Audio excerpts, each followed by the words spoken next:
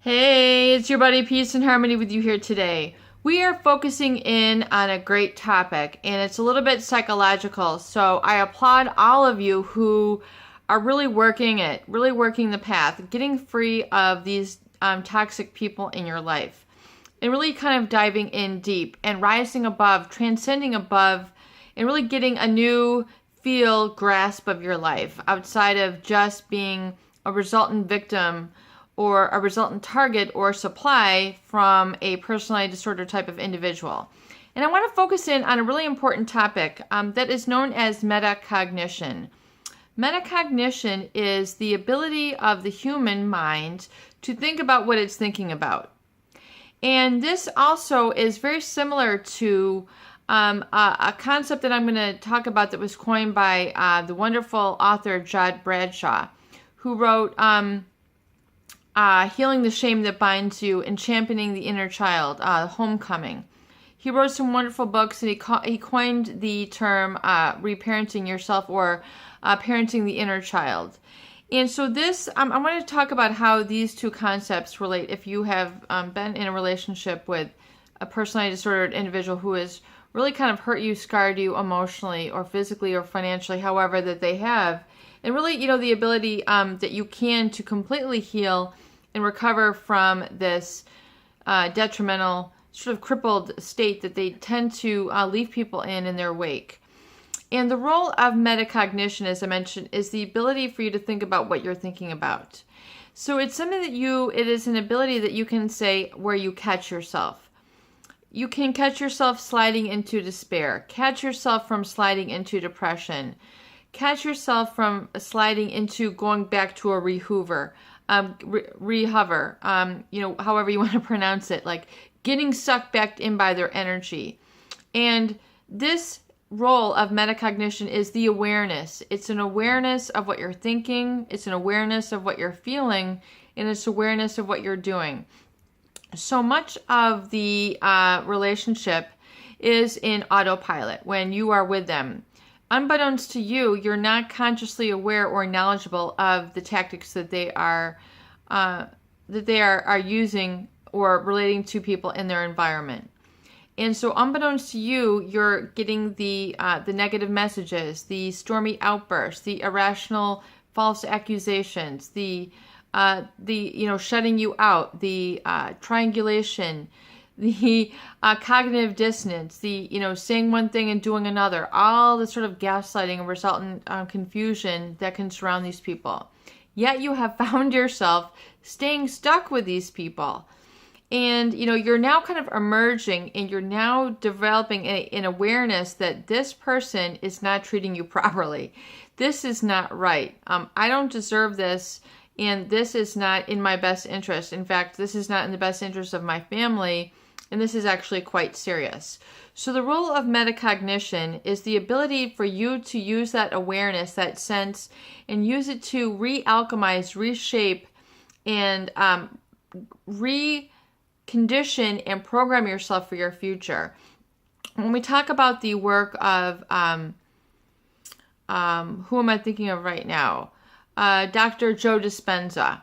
And he talks about how important it is to be programmed by your future and conditioned by your future vision versus that of your past. Because a lot of the problem with anxiety and depression is that people are either living in extremes, they're living, resultant flashbacks of their past hurts, and they're living stuck in that identity, or they're way far in the future, awfulizing and catastrophizing, what if. And so they're really sort of caught in this sort of, lack of the present moment. So when you find yourself either getting stuck in the past, stuck in the anger, or stuck in the awfulizing or the what if, I don't deserve, I can't do this, I don't think I deserve, all the sort of negative traps that are resultantly impressed upon your subconscious by these individuals, use the tool of metacognition to catch yourself, to stop yourself, to say, okay, this is when I get triggered. This is when I sense that this is what is going to happen here. I see this person's trying to distract me. I see they're trying to insult me. I see that they're trying to triangulate me. I see their tactics. I see their tricks. No more for me. I no longer have any tolerance for this emotional manipulation, and I have dominion over my cells. The cells in my arm, the cells in my torso, my legs, my mind, all these cells are part of me. These are mine, okay? That has a boundary. And this is where you create your emotions, your thoughts, your self-belief, your self-trust. And really any sort of suffering is because you don't believe in yourself and you don't imagine that you can carry that torch of self-belief and self-trust beyond this individual. You stay according in their game. It's like the Game of Thrones. You're in their empire. You're in their deception. You're in their destruction and in their primitive ways, if you want to put it at that, because it is very, very primitive to try to use a lot of that intimidation and emotional manipulation, and to be, succumbing to it. It's sabotaging of others' lives, basically. And sabotage is basically, from the French sabbat, which means to muddle and to make unclear. So it is almost like a militant sort of way in which they will try to sabotage you, as if, they want to take you over. And it is for their purpose. And once you realize the seriousness of this, your metacognition can then come into play and say, okay, I see what is happening here, and I see the ripple effect in my life, and I'm now going to calm that ripple effect. I'm now going to calm down that anger. I'm going to now calm down that, automatic depression and lift it up a little bit and say, okay, do I really need to be in a funk? I've been in this funk for 5 months now because so-and-so has broken up with me and she was a psychopath and victimized me.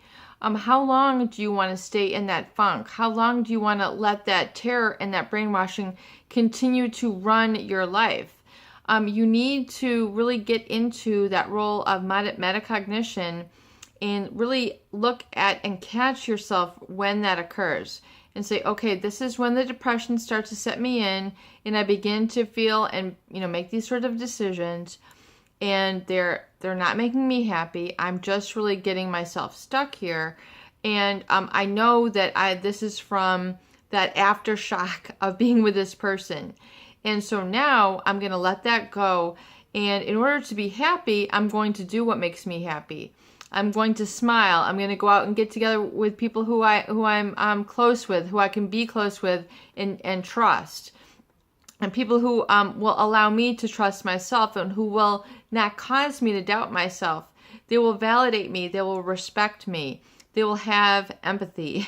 And so this really, becomes a very important thing. And the role of metacognition and being programmed by your future and conditioned by your future, like the work of Dr. Joe Dispenza, he really recalls how, and he really pulls into mind how important it is to meditate on a vision of your future. What you want it to look like, how you want to conduct yourself, how you want to feel, how you want to behave. So you used to need to kind of that positive forecasting ahead into your life and project that positive into the future.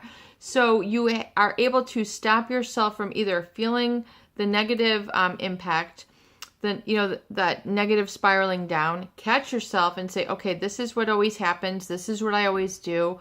Instead of, feeling like I'm wasting away on the couch, feeling like I'm wasting away, feeling depressed, frowning, looking down, rolling my shoulders forward, eating junk food, not feeling good about myself, rather than feeding into that negativity, say, okay, I'm going to stop now. Metacognition is coming into play. I'm now going to rehabituate and reprogram and recondition myself according to something more positive. And guess what? The narcissist, borderline, or psychopath did not put that positive into your future. This belongs to you. This is, I think, why it's so difficult, because people are not used to kind of motivating and directing their lives in that independent way. It feels very alone. It feels very lonely. They feel isolated. But it's the isolation that is caused from, you allow yourself to feel isolated versus you allowing yourself to feel liberated, in control, independent, and being a leader in your own right, and going and connecting with the things, people, and events that really you do rejoice in. So you might be a real woodsman, or a real car buff, or you might like to get into motorcycle riding, or you might like to get into fishing, or building, with your hands, construction. You might find that you want to do, build, something, around for your house, like, people get into ceramics or sewing or quilting or all sorts of different things that they can then become, connected to others with, because they have an unmet need, and say, wow, you know what? I really do love talking about antiques, or I really do love researching this period of history, or I love learning about medieval Europe, or, different things that they just never allowed themselves to open up to because they were so used to feeling depressed, not doing anything, apathetic, in that funk. Use the role of metacognition to catch yourself from doing that and say, if I didn't have to feel depressed, what would I love to be doing now? Where would I love to go? What am I really interested in? What have I really been holding myself back from? What are 20 things that I would love to do? And can I write them down right now? And can I have my little go-to list? So when I get in a funk, I pick up that notebook and I'm flipping through it, and there goes one of my to-dos. And this is what I wanted to do. I wanted to go and pursue this. I'm doing it now. And let yourself do it. Do not continue to hold yourself back emotionally. Use the tool of metacognition in order to think about what you're thinking and say, okay, I realize this is my funk. Now I'm going to support myself. I'm now going to engage my self-belief, my self-trust, and I'm going to learn how that feels, and I'm going to live by that, and I'm going to tune out and disconnect from the negative feelings, and I'm going to allow myself to go forward and move on in my life. And continue like the work of Joe Dispenza, keeping that vision in front of you. If you have to get pictures, drawings, statements, appointment books, anything and any reinforcement that you can do as a tool to sculpt your life moving forward, it will work if you apply it and put it into play. Peace and harmony with you here today. I hope these videos do help. Please share and please subscribe for more great tools, videos, discussion, and support.